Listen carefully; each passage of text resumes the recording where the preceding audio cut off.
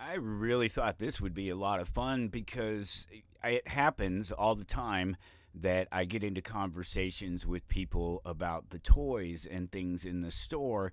And so many of the loose action figures over the years in the store have been mine in my personal collection. And that's what you're looking at now. This is circa 2011, 2012, something like that. And don't mind the dust. It's one of the reasons that I don't have the collection like I did at the time. That's why I changed my collecting habits because of this right here, this dust. This you just can't. There's no way to keep all this stuff clean to have it out in the open like that, and then you have to constantly dust the knickknacks, And it was every single one of these little toys, and you see here, there's probably close to 300 minifigures out here, just the Lego minifigures in this, and you'll see some of them here. These are great. Some customs right here, custom D&D figures there. A Sauhagen, yeah, nobody has one of those. Well, everybody has one of those because that figure came like that. I didn't have to do anything. That's just what he looks like. But that's not what they call him. He's not a D&D thing. I just used him for that. But yeah, these just collected. Most of these are but pulled. These are opened out of the boxes. You'll see. I didn't realize. I'd forgotten. It's been so long. But here you start to see right here that I have some large number of the ships, the vehicles, the TIE fighters, the shuttles, and there's the bomber back there. There's Darth Maul's ship back down there. There's an entire Falcon right there. That's the T-16 shuttle, right? The Jedi shuttle back there, and you got the Arc fighter right there. Looking at this, I'd forgotten that I had some. I still have the Batwing. That's one that I haven't got rid of, and actually it makes me wonder because I bought all these for the figures. I just, as you can see, for years and years. This is just one iteration of something that went on for upwards of 20 years. I don't know if it was quite that long. I stopped not long after this, and this was already a shift already because prior to this, up to 2008, I collected almost exclusively the Star Wars figures. It was all of the new Star Wars figures that they started releasing in 1995. I started collecting them right at the end of my college career and had collected them all the way up through to 2008 and the release of the Black Series in 2008. And I literally had every single one of the coin figures, convention figures, you name it, I had them all. I had 32 or 33 tubs, the big plastic tubs full of sealed Star Wars action figures that I had collected over the years. But I got tired of moving those 30 some odd tubs around all the time. Great. I still have this picture of Al here. That's it, signed. I found that in a secondhand store. Just looking through it, just happened to be signed to Michael, and it is hand signed. It's clearly his signature. Just got lucky finding that. Pieces, things that I'm working on there at the time. Still have that display. Still have all of those. The Creons, the little Creon figures of the Transformers, but now that display has a Teenage Mutant Ninja Turtles in it, a set of Teenage Mutant Ninja Turtles figures. You can see the gold 3PO. That's the highlight in this whole display right here. I have one of them. That's actually the second of the gold 3POs that I'd owned over the years, and I sold it not too long ago. It's like $600 or something like that I sold it for. They're just gold chrome. It's not actual gold. But yeah, just looking at all these, so I switched from those packaged figures. That was what I was getting at. Is I switched from the packaged figures because they were worthless. I'm just toting these totes around. There's these toys inside packages, inside boxes that are inside some storage unit, basically.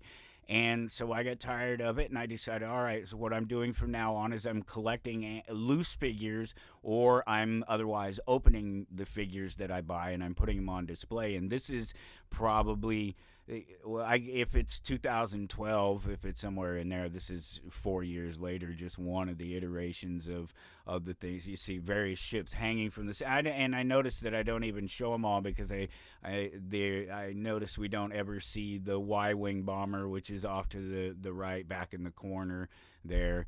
Random Pepsi banner. This was really cool. The WWF Wrestling Coliseum video sign. That thing was awesome because it lit up, it lights up, it's sort of, and you could use those neon pens to write on the glass with them. That thing was awesome. It was fun to leave notes for the wife or something because that's the stairs come right up there at that point, and you see that. That's the first thing you see when you come in the door and you go up the stairs. This is a condo. This is our condo in. Golden, Colorado. Like I said, about 2011, 2012. Reach up there, straighten out that stick. There you go. Yeah, make sure that everybody can see it's a Guitar Hero drumstick. You can't. I think they're too light to use to play. I play the drums. I actually have a drum set. I don't. I guess it's not seen in here. And I don't have the same one. Now look at my growing R2D2s and C3POs. They keep getting bigger and bigger and bigger.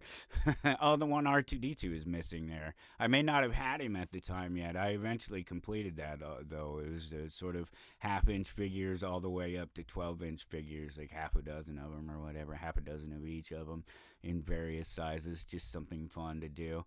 And just looking at all these, that cool original Billboard Award from the 40s. That was something neat. These are all secondhand, not all secondhand. A lot of them are traded. I knew a guy that had a giant toy store in Denver, and because I owned so many toys and was always out at the Mile High Flea Market for one, selling new packaged toys, we got to know each other, and I traded for a lot of stuff. That Max right there, that was one that I traded for. There's a number of them in there.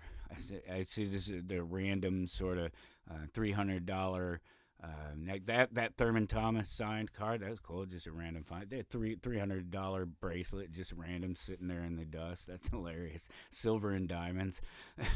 And there's no I don't even know what issue that was. And yeah, the dust. That's what's crazy and that's why I quit. That's why I stopped doing this. And what I've done now, I because I've been through so many variations of collecting over the years. And so now, what little bit I do have displayed, they're all in shadow boxes, and I basically only collect just the Lego minifigures at this point. I have a few random figures that I just can't help but buy. The recent releases of the new Teenage Mutant Ninja Turtles figures, and there's a few Transformers and things that are out. I'll have to do this. I don't know. There's a few more minutes of this left. The toy industry is in a shambles, and it has been for a long time. And I would say that 2008. It was approximate. That Murphy harmonica sign is the same one that's in Cheers. It's in the background in Cheers. You see I'm missing the heads for those lions. The toy industry, I would say 2008 is right around, because that's when I literally walked into a store. So I would go to the store every Wednesday. That's when toys, new figures came out. I would go to Walmart at about 2 a.m. There was several of them that were open 24 hours in Colorado. And I would come home from working at the casino, and the casinos are up in the mountains, and I had to go all the way out to the plains, all the way out to Parker, Colorado. And I would do that every day. I'd stop at various Walmarts all throughout the city on the way home. Not necessarily all of them at one time, but maybe a different one each Wednesday or something like that, or a couple of them. And if I was expecting a certain Walmart to carry something, or it just just out of a whim, whatever. And I'd go there and I'd buy the new toys. I'd look for the new toys, particularly the Star Wars, because that was primarily what I would collect at the time. There's other stuff, but it was primarily Star Wars by far. And it wasn't just the figures. I had tubs full of the books and random pieces of paper that said Star Wars on them, for whatever reason that they said Star Wars on them.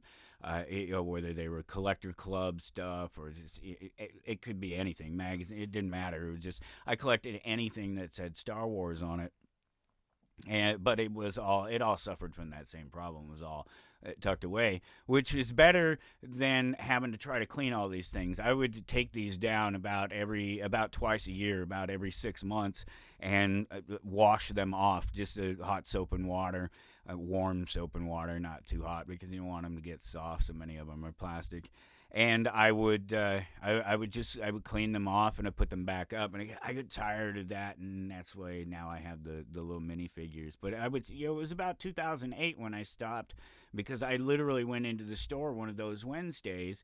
And they had just released the Black collection, and I think it was the beginning of the Black collection, if I'm not mistaken, and because they weren't even boxed figures, they weren't even doing those sort of 7 inch, 6.5, 7 inch figures necessarily in the boxes. These were still the 4.5 inch figures, along the lines of the Power of the Force and everything that they had started in '95. You see all those. There's about 150 or so, all just Star Wars, Star Wars, Star Wars, every single one of the Lego Star Wars, Lego Star Wars.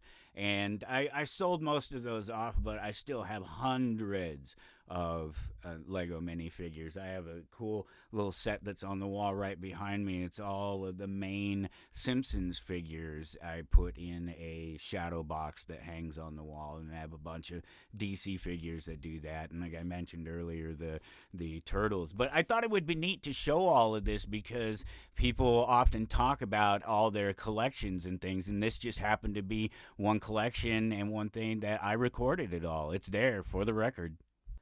Just to quickly finish the thought, because we reached the end of the video here, and I don't want to take any more of your time, but I went into that Walmart in 2008 on that one particular Wednesday, and I saw there was another Darth Vader, another carded Darth Vader on, and I just said, no, I'm not doing it again. I'm not buying it. I had, there must have been a dozen Darth Vaders by that time, if not more. It was ridiculous how many Darth Vader action figures they released from 1995 to 2008. And I literally just looked at it and I said, I'm not doing it anymore. And that's when I changed from the sealed stuff to loose stuff, which was much more fun. And I'll continue this story of my thoughts about the toy industry at some other time, because it has changed so much, and it was right about that time in 2008 that it did change. But yeah, another video. Come see us in the store here in Topeka, Kansas if you're ever coming through. Otherwise, visit us at amazingfantasies.com.